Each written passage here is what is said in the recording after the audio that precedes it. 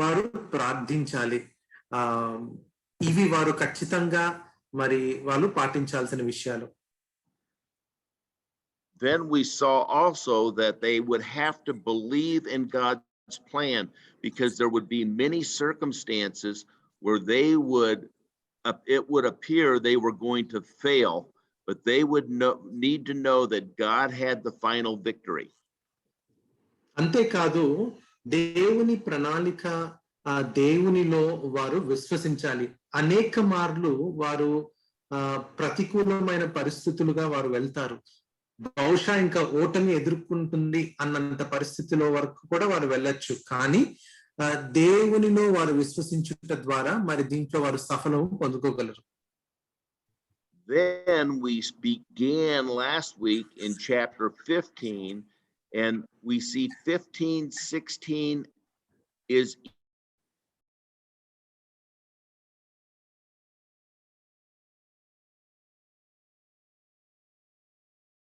the disciples so they won't fail.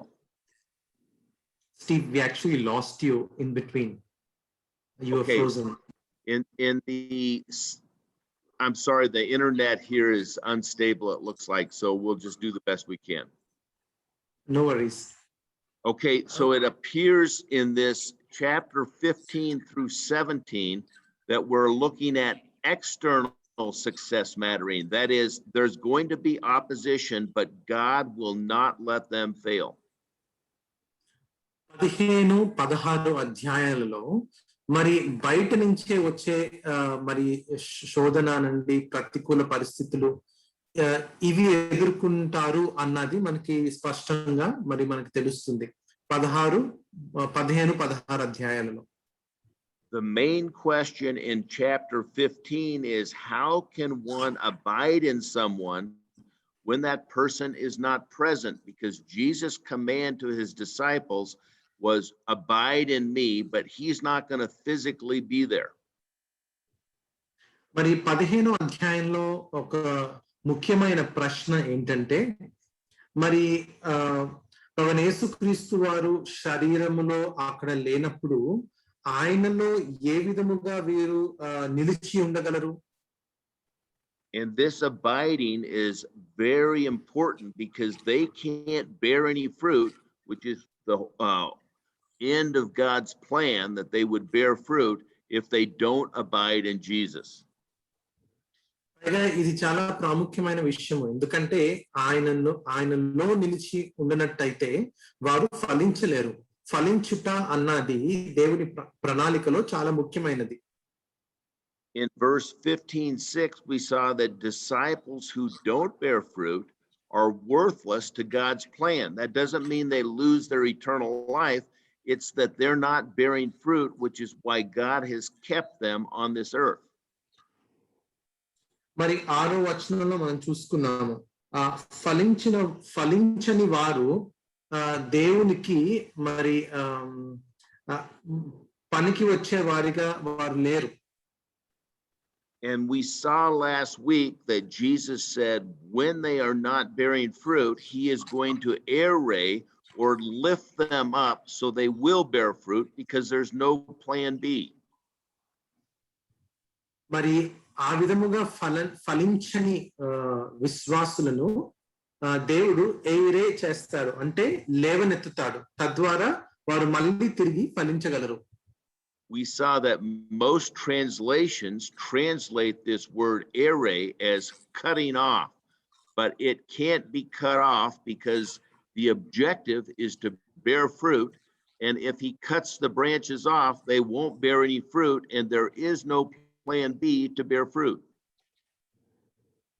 చాలా తర్జుమాలలో మరి ఏరే అన్న పదానికి నరికి పడవేయుట అన్న అర్థాన్ని, భావాన్ని ఇచ్చేటట్టు ఉంది. కానీ అది కాదు మనం తీసుకోవాల్సిన అర్థము. లేవనెత్తేది అన్న భావాన్ని మనము తీసుకోవాలి, ఎందుకంటే ఇంకొక ప్రణాళిక లేదు. ఈ శిష్యులు ఖచ్చితంగా నిలిచి ఉండాలి, వాళ్ళే ఫలించాలి. So how is it that Jesus lifts them up to bear fruit as we move through these sections? ఏ విధముగా మరి ప్రభువైన యేసుక్రీస్తు వారు శిష్యులని లేవనెత్తుతారు అన్నది మనం చూసుకుంటాము ఈ వచనాలలో. First of all, he gives them the command to love one another as he has loved them. మరి మొట్టమొదటిగా ఏ విధంగా లేవనెత్తుతున్నాడు దేవుడు? ఒకరినొకరు ప్రేమించుకోవాలి. ఏ విధముగా దేవుడు ప్రేమించారో అదే విధముగా ఒకరినొకరు కూడా ప్రేమించుకోవాలి. The second thing he does in chapter 15, verses 18 through 25, is he tells them the relationship between him and the world is going to be in opposition. The world is going to be against them. రెండవదిగా 18 నుంచి 25 వచనాల్లో ప్రభువైన యేసుక్రీస్తు వారు ఈ లోకముతో తనకున్న సంబంధాన్ని వర్ణిస్తున్నాడు. అది వ్యతిరేకముగా ఉంటది. దేవుడు లేకపోతే తన శిష్యుడు చేసే పనులు క్రియలను ఈ లోకము వ్యతిరేకిస్తది. So Jesus is telling them, when I leave, you can expect the same opposition to you as they gave to me when I was on this earth. అందుని బట్టి ప్రభువైన యేసుక్రీస్తు తన శిష్యుల్ని సిద్ధపరుస్తున్నాడు.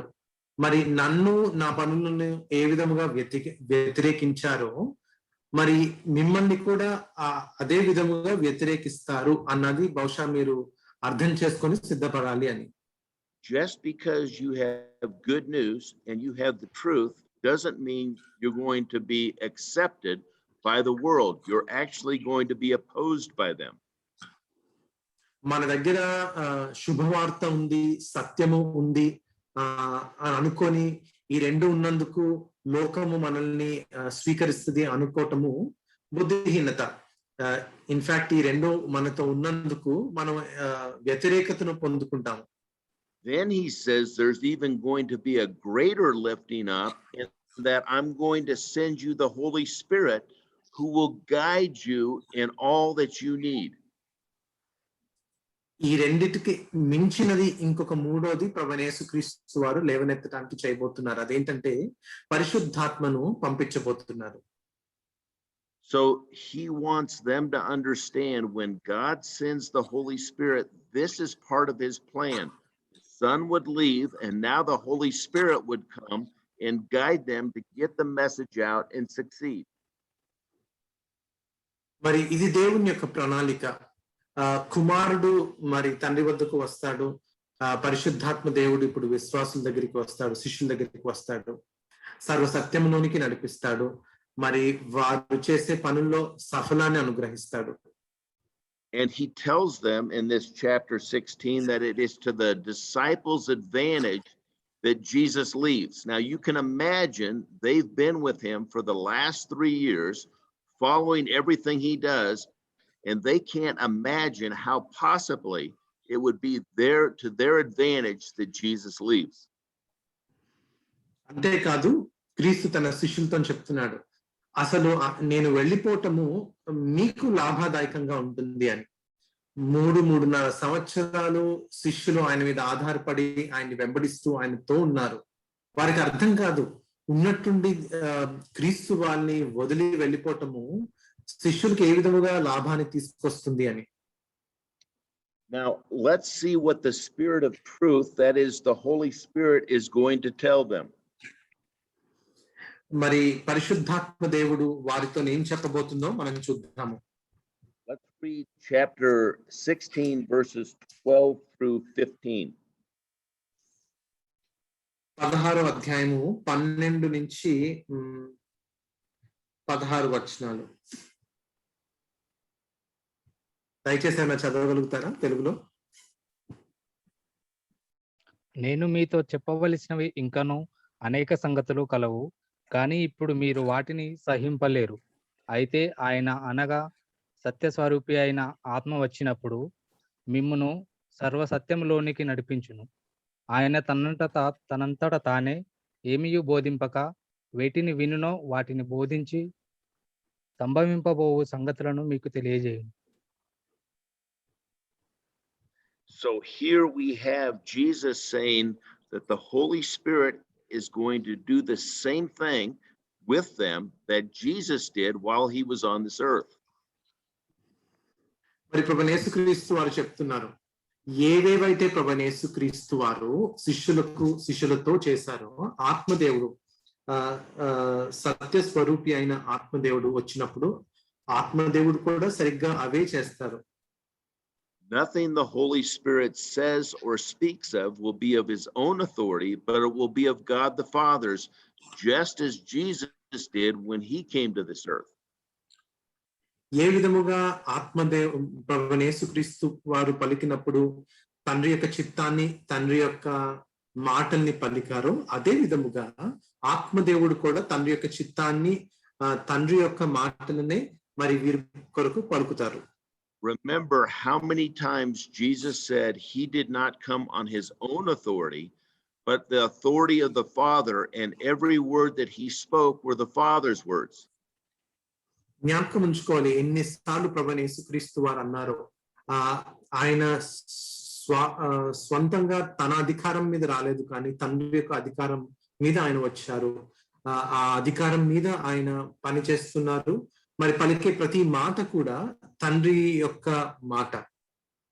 So here he gives confidence to the disciples that when he leaves, God will send another messenger, the Holy Spirit, who will be speaking not the Holy Spirit's words, but God the Father's words, so they know the message and the plan is the same.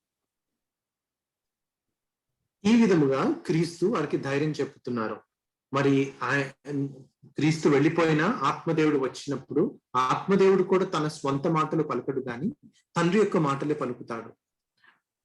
అందుకే ప్రభువైన యేసుక్రీస్తు వారు శరీరంలో ఉన్నా లేకపోయినా అదే ప్రణాళిక అదే మాటలు శిష్యులతో ఉంటాయి. Then in the next section of chapter 16, Jesus says, in a little while you will not see me again, then you will see me again, but the world won't see me. So he's talking about his death and resurrection, and that they will see him after the resurrection. This will all be a lifting up, because once Jesus dies, they're going to scatter and be afraid. But Jesus is going to continually lift them up, because the message has to get out to a dying world. 16వ అధ్యాయము తదుపరి భాగం అంటే 16 నుంచి 33 వచనాల్లో ప్రభువైన యేసుక్రీస్తు వారు శిష్యులకు చెప్తున్నాడు, ఇంకొద్ది కాలం మీరు నన్ను చూడరు, కానీ దాని తర్వాత మళ్ళీ మీరు నన్ను చూస్తారు అని. ఎందుకంటే మరి ఆయన మరణించిన సమయంలో వారు క్రీస్తుని చూడలేరు, కానీ ప్రభువైన యేసుక్రీస్తు వారి పునరుద్ధానము తర్వాత మళ్ళీ శిష్యులు ప్రభువైన యేసుక్రీస్తు వారిని చూడగలరు. ధైర్యం చెప్తున్నాడు. మరి ఈ ప్రణాళికని తుదముట్టించాలి, ఇది కొనసాగించాలి అని మరి తన శిష్యులతో ఎంతో స్పష్టముగా వర్ణిస్తున్నాడు ప్రభువైన యేసుక్రీస్తు వారు. Then in verses 31 through the end of the chapter, Jesus tells them, do they understand? Do they believe that the hour is coming where they're going to be scattered? That is, when they arrest Jesus, all of them are going to be scattered around afraid, and he's telling them so he can lift them up. And he says, these things I have spoken to you in me so that you might have peace. That is confidence that God has the final victory. 31 నుంచి 33 వచనాలలో ప్రభువైన యేసుక్రీస్తు వారు చెప్తున్నారు, ఆ గడియ వచ్చింది, ఆ సమయం వచ్చింది, మీరు ఇంక ఇప్పుడు చెదరగొట్టబడతారు, కానీ మీరు సమాధానంతో ఉండండి. ఎందుకంటే ఇదంతా దేవుని యొక్క ప్రణాళికలో జరుగుతుంది. ఆఖరిలో మరి విజయము దేవునిదే అన్న విషయము ఇక్కడ క్రీస్తు వారితో చెప్తున్నారు. So Jesus is telling them these things because they should have joy and peace, the disciples, because they are going to triumph over the world. క్రీస్తు ఇవన్నీ ఎందుకు చెప్తున్నారంటే శిష్యులకి ఆనందము సమాధానము కలిగి వారు ఉండాలి, ఎందుకంటే ఈ లోకాన్ని వారు జయించనున్నారు.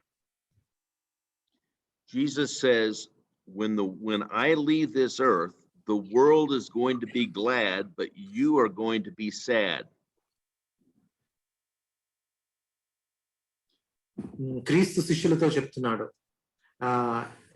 నేను వెళ్తున్నప్పుడు sorry, can you repeat that? That was too closer, I mean.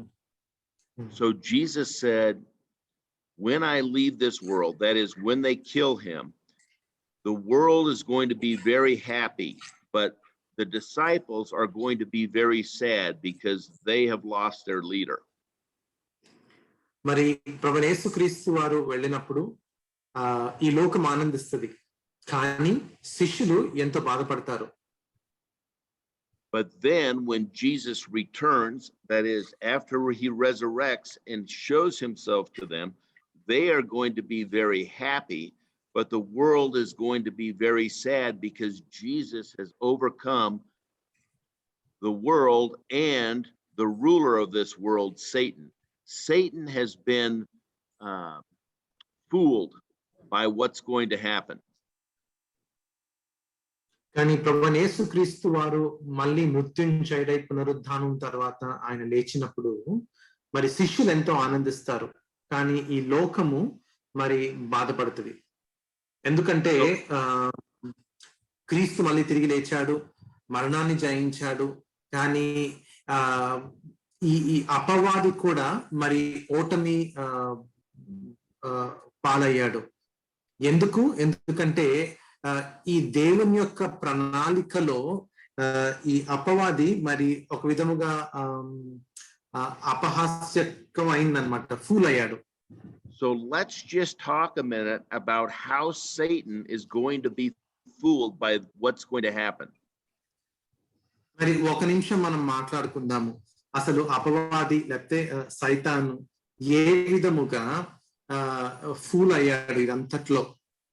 Remember, Satan is the greatest created being that there's ever been, but he's still a created being. He is not as powerful as God. మనము ఒకటి ఎప్పుడు జ్ఞాపకం ఉంచుకోవాలి, అపవాది అంటే సాతాను కూడా మరి సృష్టింపబడ్డాడు, తన సృష్టికర్త కాదు. సృష్టిలో ఎంతో ఘనమైన పొజిషన్ తనకుంది, కానీ తనకు కూడా సృష్టింపబడిన వాడే. Remember what God had promised Adam and Eve in the Garden of Eden and Abraham and David is that he would bring a seed that would deliver all the people from death. మనము మరి ఒకసారి మనం జ్ఞాపకం ఉంచుకోవాలి, ఏదైనా వనంలో ఆదామవ్వలతో మరి అబ్రహాముతో దావీదుతో దేవుడు చేసిన మరి ప్రవచనము, వాగ్దానము ఏ విధముగా మరి తన సంతానము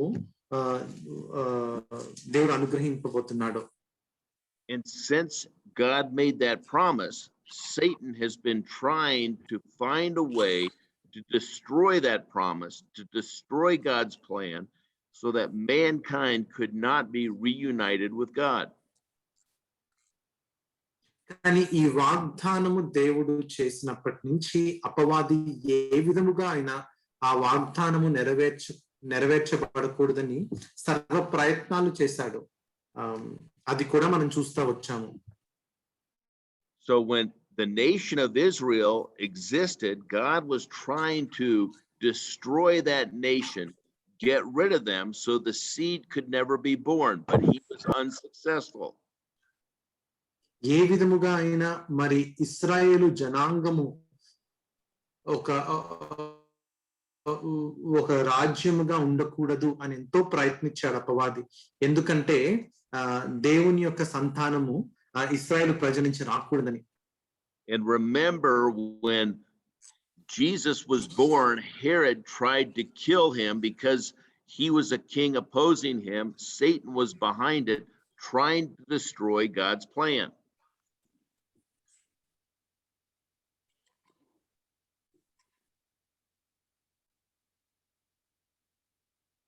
Are you there, Stephen? Yes, maybe I have network issues perhaps. మరి హేరోదు ఏ విధముగా ప్రభువైన యేసుక్రీస్తు వారు జన్మించినప్పుడు తనని హతమార్చదలుచుకున్నాడో, అసలు ఈ ప్రణాళిక, దేవుని యొక్క ప్రణాళిక ముందుకు వెళ్లకుండా ఏ విధముగా అయినా అపవాదిని ఆపాలని కూడా ప్రయత్నించాడు.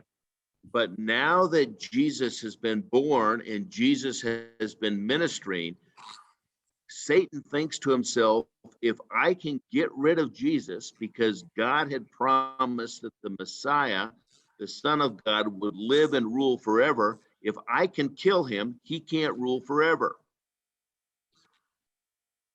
అపవాది అనుకుంటున్నాడు, సాతాను అనుకుంటున్నాడు, ఇప్పుడు మెస్సయ్య పుట్టాడు, మరి తన పరిచయం చేసుకుంటున్నాడు, కానీ తను ఏ విధముగా మరి హతమారిసినట్టయితే అప్పుడు మెస్సయ్య గురించి ఉన్న ఈ ప్రవచనము నెరవేర్చబడదు. ఎందుకంటే మరి నిత్యము మెస్సయ్య ఏలేవాడిగా ప్రవచనాలు ఉన్నాయి, కానీ మెస్సయ్యని గాని చంపివేస్తే మరి నిత్యము తన ఏలలేడు అన్నది అపవాది అనుకుంటున్నాడు. So Satan, who is convincing the Jewish leaders, convincing Rome to kill Jesus, the Messiah, for no reason, is playing right into the hands of God, because God is making Jesus the Passover lamb who will die for the sins of the world and then resurrect. Satan couldn't understand there's a way God could resurrect. He thought he was going to destroy God's plan and destroy everything that God stood for.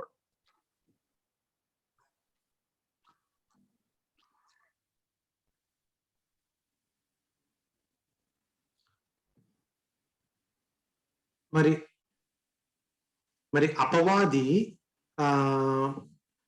అపవాది అనుకుంటా ఉన్నాడు, మరి పస్కా బలిగా ప్రభువైన యేసుక్రీస్తు వారిని వధించగలిగితే మరి రోమా ప్రభుత్వాన్ని, ఒక పక్కన యూదుల్ని అందరినీ కూడా ప్రభువైన యేసుక్రీస్తు వారికి విరుద్ధం లేవనెత్తినట్టయితే ప్రభువైన యేసుక్రీస్తు హతమార్చబడతారు, ఇంకా మెస్సయ్య యొక్క ప్రణాళిక మరి కొనసాగదు అని అనుకున్నాడు.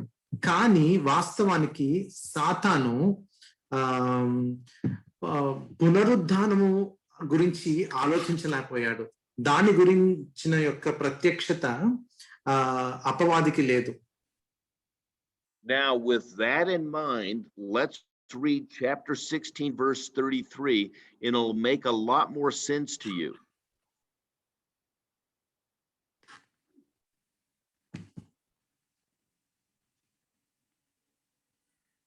Steve, I'm sorry, what should be read?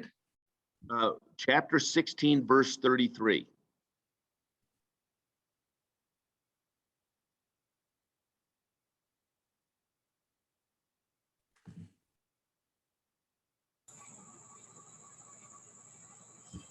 Steve, can you repeat that?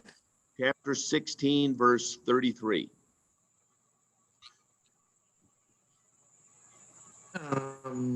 16వ అధ్యాయం 33వ వచనం దయచేసి చదవగలుగుతారా? నా యందు మీకు సమాధానం కలుగునట్లు ఈ మాటలు మీతో చెప్పుచున్నాను. లోకంలో మీకు శ్రమ కలుగును, అయినను ధైర్యం తెచ్చుకోండి, నేను లోకంను జయించి ఉన్నానని. So Jesus is saying here, though it appears like Satan's going to win and Jesus and God are going to lose, they can have peace to understand that when all these events happen, nothing is surprising Jesus, nothing is surprising God the Father, and they have overcome the world. The victory is theirs.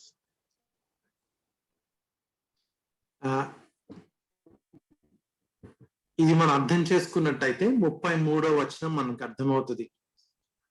అపవాది తన ప్రణాళికలో తను గెలుస్తున్నాడు అని అనుకున్నా కూడా వాస్తవానికి అసలు జయము విజయము దేవుని హస్తాలలో ఉంది. ఆఖరి మాట మరి విజయము దేవునిదే అన్నది మనకి 33వ వచనం బట్టి అర్థమవుతుంది. So Jesus is lifting the disciples up, telling them, we are in complete control.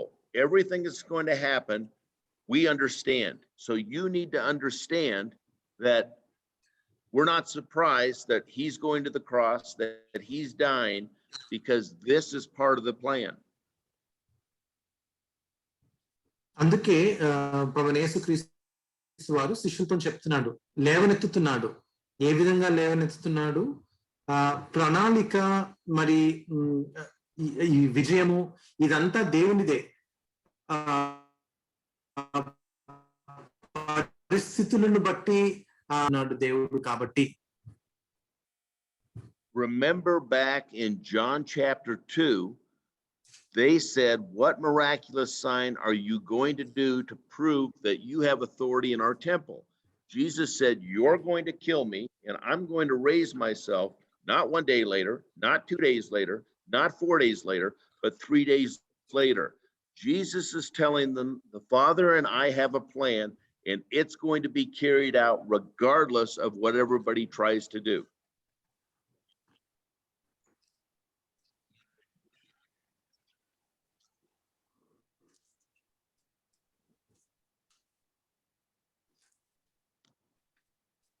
యోహాను సువార్త 2వ అధ్యాయంలో మనం చూసుకున్నాము. అక్కడున్న ప్రజలు అడుగుతారు ఒక సూచన ఇవ్వమని.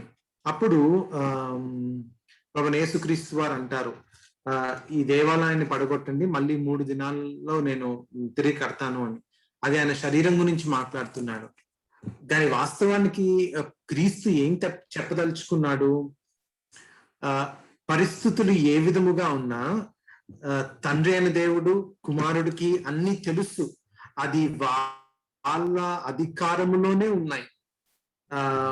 భయము చింత పడాల్సిన అవసరతే లేదు. ఎందుకంటే ఆఖరిలో విజయము దేవునిదే.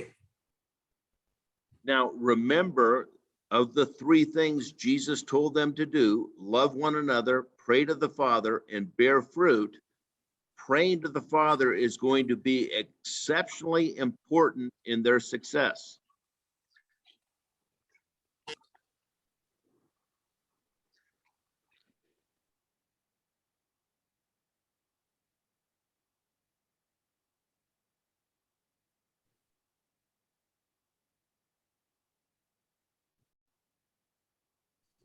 మరి క్రీస్తు చెప్పిన 3 విషయాలు చాలా ప్రాముఖ్యమైనవి. ఒకటి, ఏ విధముగా వారు సిద్ధపడాలి, ఒకరినొకరు ప్రేమించుకోవాలి, ఏ విధముగా అయితే దేవుడు తన్ని ప్రేమించారో. రెండవది, తండ్రికి ప్రార్థించాలి, అవకాశాలు వచ్చేటట్టు, సువార్త ప్రకటించగలిగేటట్టు. మూడవది, ఫలించాలి. కానీ 3 కూడా తండ్రికి ప్రార్థన చేయటము చాలా ప్రాముఖ్యమైనది. So the final part of Jesus preparing his disciples before he goes to the cross and dies is praying to the Father. మరి ఆఖరి భాగము ప్రభువైన యేసుక్రీస్తు వారు తన శిష్యుని సిద్ధపరచటము తండ్రికి ప్రార్థించుట. And so in chapter 17 we're going to see Jesus pray for 3 groups of people. మరి 17వ అధ్యాయంలో ప్రభువైన యేసుక్రీస్తు వారు తండ్రికి ప్రార్థన చేయటం మనం చూస్తున్నాము. 3 గుంపుల వారి కొరకు ప్రార్థన చేస్తున్నాడు. First of all, Jesus is going to pray for the relationship between the Father and him. మొట్టమొదటిగా ప్రభువైన యేసుక్రీస్తు వారు తండ్రితో తండ్రికి ప్రభువైన యేసుక్రీస్తుకి ఉన్న సంబంధాన్ని బట్టి ప్రార్థిస్తున్నారు. And first of all, he says, glorify your son so that your son may glorify you. That is, help your son go through the entire process so your son may make your plan perfect. మరి క్రీస్తు ప్రార్థిస్తున్నాడు, నన్ను నువ్వు మహిమపరచబడతావు అని ప్రార్థిస్తున్నాడు. అంటే ఏంటి ప్రార్థన యొక్క భావము? తను ముందున్న ఆ క్రియను మొత్తము మరి నెరవేర్చబడాలి అని ప్రార్థిస్తూ, అది నెరవేర్చబడటం తండ్రి అయిన దేవుడు మహిమపరచబడతాడు అన్నది ప్రార్థన. Now Jesus says, Father, you have given me authority over all human beings.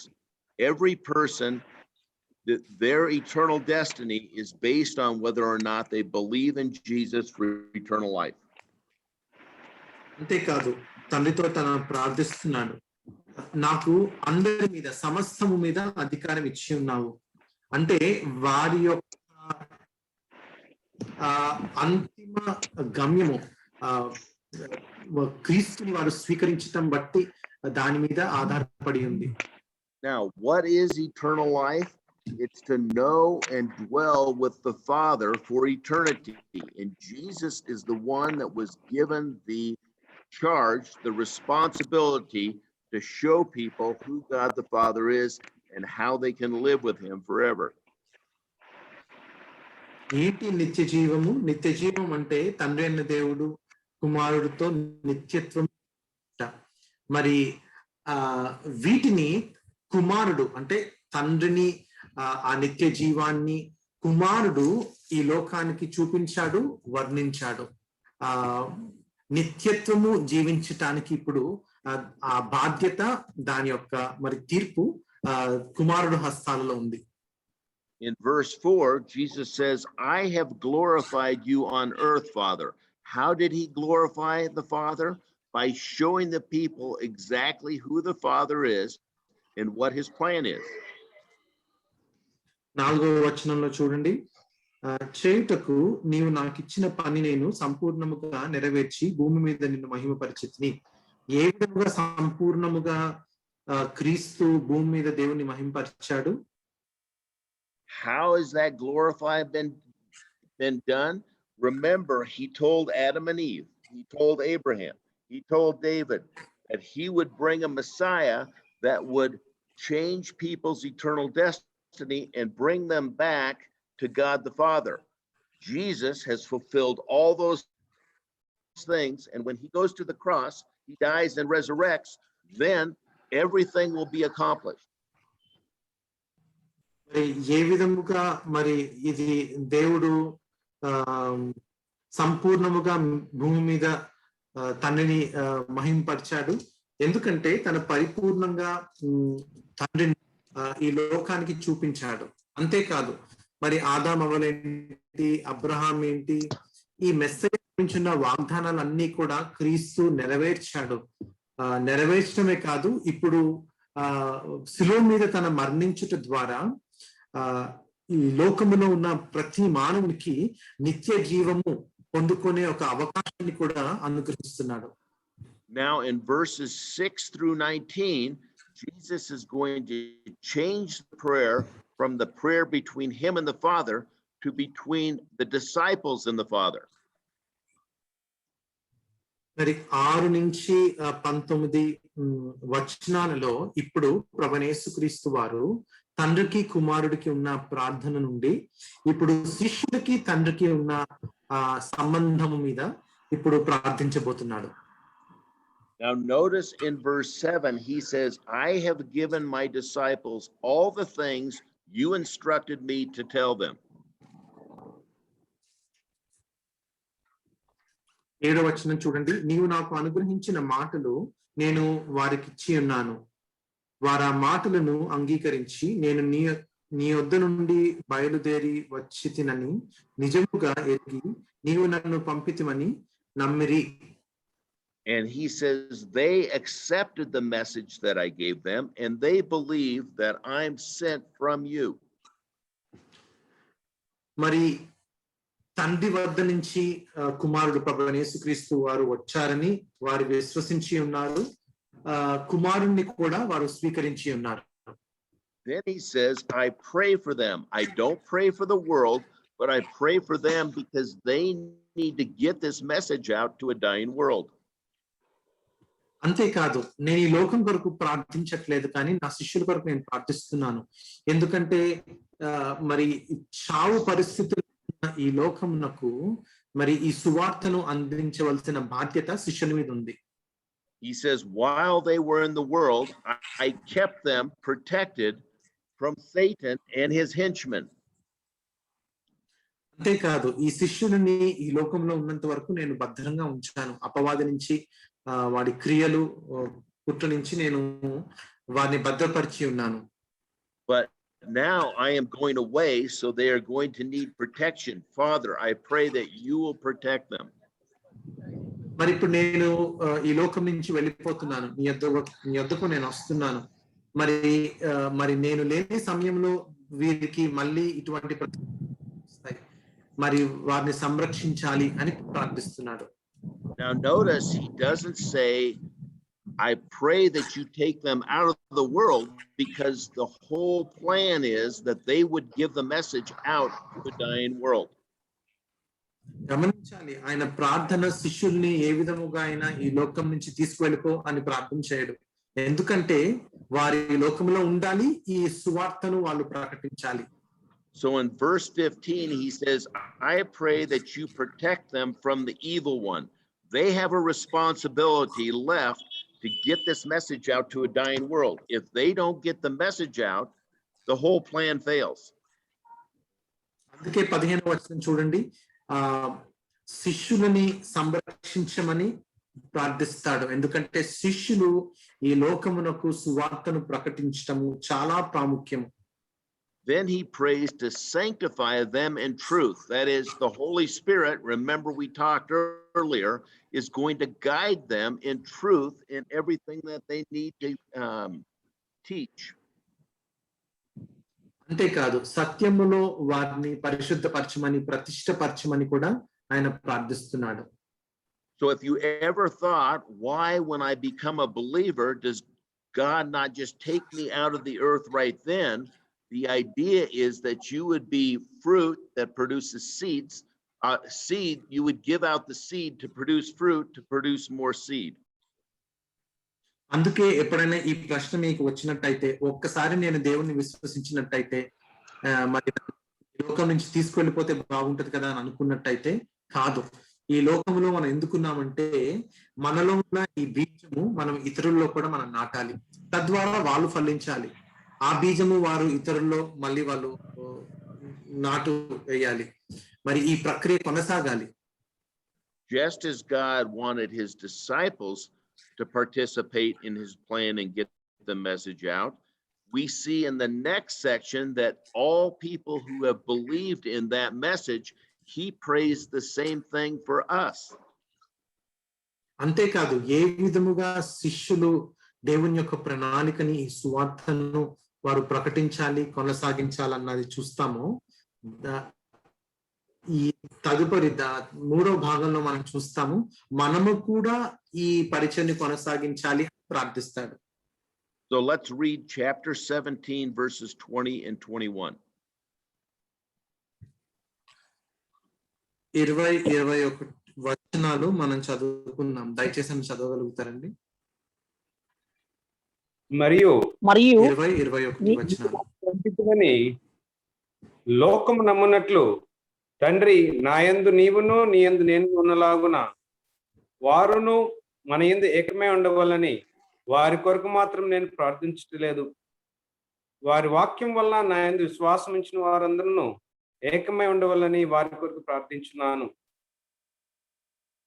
So what Jesus is saying here is he's praying to the Father that not only will he protect the disciples from the evil one, but those who believe the message of the disciples, that is you and I, from the evil one, so that we might do the will of the Father and glorify him by getting this message out to a dying world. మరి దేవుడు అపవాది నుంచి తన శిష్యుని సంరక్షించాలి అని ప్రార్థిస్తూ దేవుడిలో నిలిచి ఉండి ఈ సువార్తను ప్రకటిస్తూ దేవుని యొక్క ప్రణాళికని వారు ముందుకు తీసుకువెళ్ళాలి అన్నది ఇక్కడ క్రీస్తు యొక్క ప్రార్థనగా మనం గమనిస్తున్నాము. So Jesus is praying for you and I to get this message out to a dying world.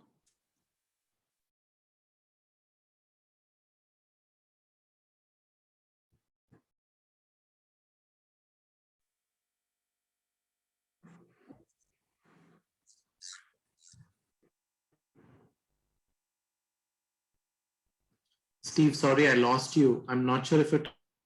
Yeah, no, I think our internet has really turned bad here.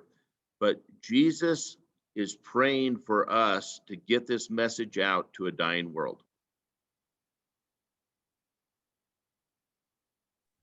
Steve, sorry, I got disconnected.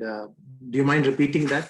Yeah, Jesus is praying for us to get this message out to a dying world.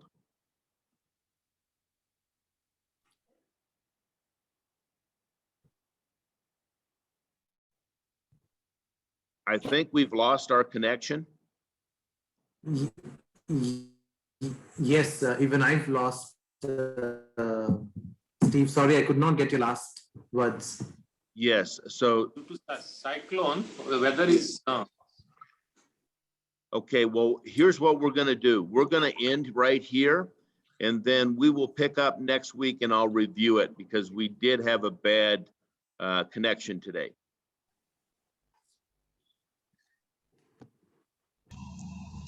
Okay, Stephen Walkup, we can.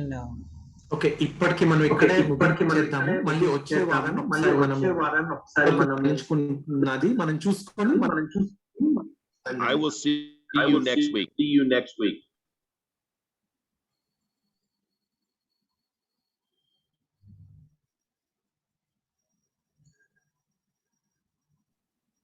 ఈ cyclone వల్ల weather బాగలేదు. Yes uncle, అందుకే చాలా network disturb గా ఉంది.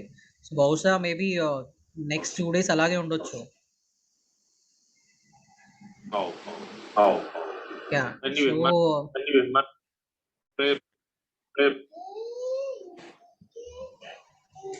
Okay, close చేసుకుందాం. Okay నేను brother Victor గారు ప్రేయర్ చేయగలుగుతారా? Yes, Victor, brother. Yes, brother. Yeah, brother. Yes.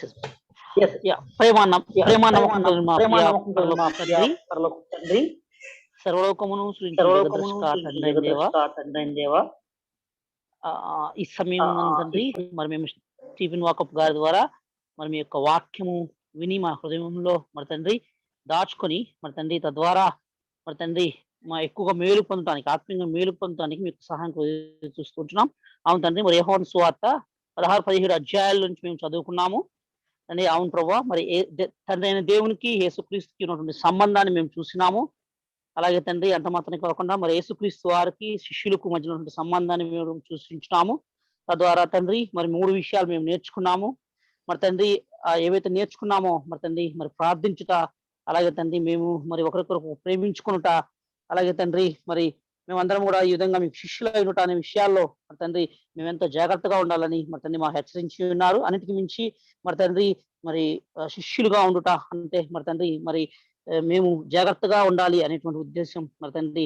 ఏ విధంగా అయితే యేసుక్రీస్తు వారు మరి తండ్రి శిష్యుల గురించి మరి ఎంతో మరి తండ్రి మన హృదయం ఎందు మరి తండ్రి Brave heart, you should have a Brave heart అని చెప్పి తద్వారా మరి తండ్రి వారి కొరకు ఆదరణకర్తను కూడా పంపించి మరి తండ్రి యేసుక్రీస్తు వారు ఏ విషయాలైతే చెప్పవలసి ఉండగా మరి వీళ్ళు జీర్ణించుకోలేరు, డైజెస్ట్ చేసుకోలేరు అని చెప్పేసి మరి ఆ విషయాల్ని మరి తండ్రి in the absence of Christ మరి తండ్రి ఆదరణకర్త ద్వారా చెప్పించగలిగినారు. మరి మీకు ఒక గొప్ప ప్రణాళికను బట్టి మీకు వందనం చెల్లిస్తూ మేము కూడా ఈ లోకంలో తండ్రి అన్ని జనులు ఉన్నట్టు మేము కూడా మీ యొక్క వాక్యాన్ని స్వీకరించిన వారమైండి మీ కొరకై మరి తండ్రి ఫలించేవారుగా చేయమని మరి ఒకసారి తండ్రి మరి ఈ దిన ముందు మరి తండ్రి గడిచిన 2-3 రోజుల నుంచి కూడా ఈ యొక్క బ్యాడ్ వెదర్ నుంచి మరి తండ్రి జూమ్ లో మేము మీటింగ్ కండక్ట్ చేసుకోలేకపోతున్నాము.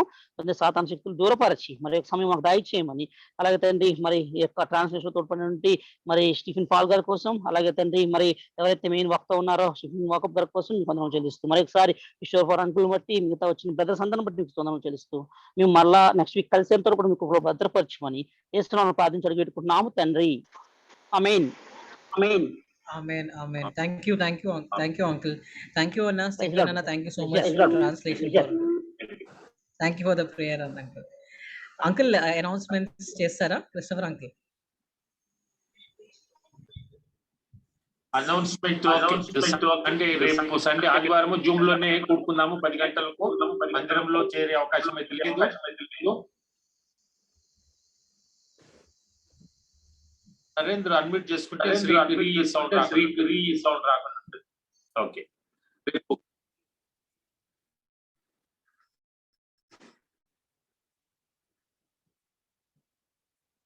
రేపు ఆదివారము దయచేసి అందరు జూమ్ లోనే ఆరాధన జరిపించుకుందాము. నెక్స్ట్ వీక్ యథావిధిగా మంగళవారము, బుధవారము, గురువారము, శుక్రవారము, మరి నెక్స్ట్ సాటర్డే కూడా జూమ్ లో బ్రదర్ వాకప్ గారు వస్తారు బైబిల్ స్టడీ కొరకు. ఒకవేళ ప్రభుచితం అయితే నెక్స్ట్ వీక్ 6:30 అన్నారు, ఆయన తెలియపరుస్తా అన్నారు. 6:30కి కూడుకుంటే మనకి ఇంకొక హాఫ్ అన్ అవర్ ఎక్కువ దొరుకుతుంది. మరి ఈ రోజు వెదర్ వల్ల నెట్వర్క్ ఎక్కడ కూడా లేదు కరెక్ట్. ఇంకా రాజస్థాన్ లో ఎక్కువ ఉంది తుఫాన్, కాబట్టి స్టీవెన్ కు చాలా డిస్టర్బ్ అయితే వచ్చింది. కాబట్టి ప్రార్థన చేసుకొని నెక్స్ట్ వీక్ ఇలాంటి డిస్టర్బ్ లేకుండా ఉండేటట్లుగా మరి చేరి వచ్చిన ప్రియులందరికీ ప్రభు నామములో వందనాలు చెల్లిస్తూ మరి సాటర్డే రోజు బైబిల్ స్టడీలో అందరం కూడుకుందాము. మరి ఈ ప్రభావితంగా ఉన్న ఈ కరోనా నుంచి ప్రతి ఒక్కరము కాపుదల కొరకు ఆశపడుతూ ఉన్నాము. ఆశపడినది అనుభవంలోని